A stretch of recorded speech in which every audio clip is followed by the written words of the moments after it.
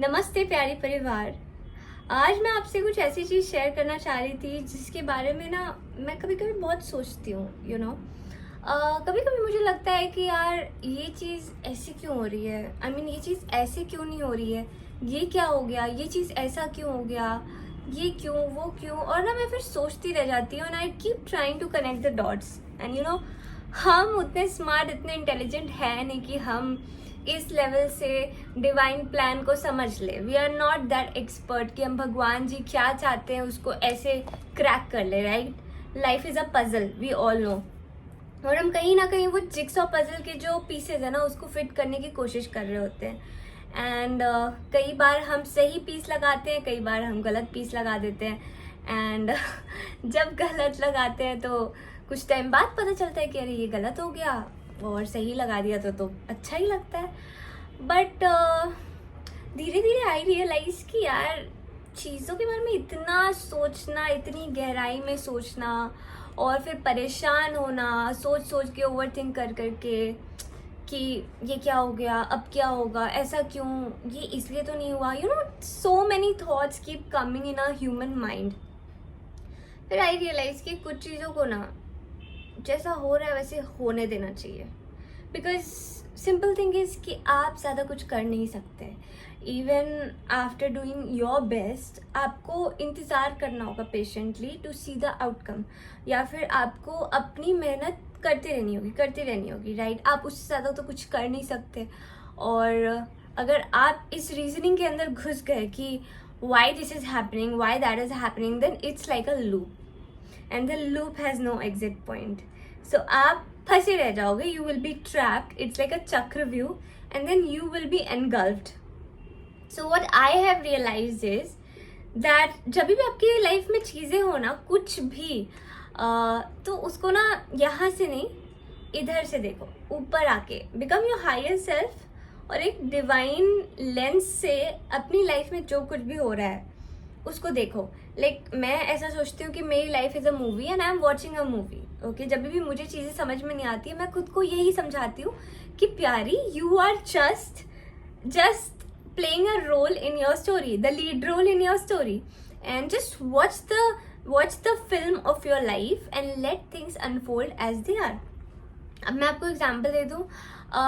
कल की बात है, मेरा कुछ अमाउंट 3-4 thousand रुपीज़ बैंक से डिडक्ट हो गया एंड मुझे समझ में नहीं आया कि ऐसा क्यों हुआ, क्योंकि पहले कभी हुआ नहीं। ओके, तो आई वॉज लाइक, अगर मैं सोचने लगती कि क्यों हो गया, क्या हो गया, I took it very lightly. I was like ठीक है, सब सॉर्ट हो जाएगा, हम कल बैंक जाएंगे और हम फिगर आउट करेंगे कि क्यों हुआ। आज जब मैं बैंक गई तो मैं बहुत पॉजिटिवली गई। जब मैं वहाँ गई तो वो लोग मुझे मेरी हेल्प नहीं कर पाए जितना मैं एक्सपेक्ट करके गई थी।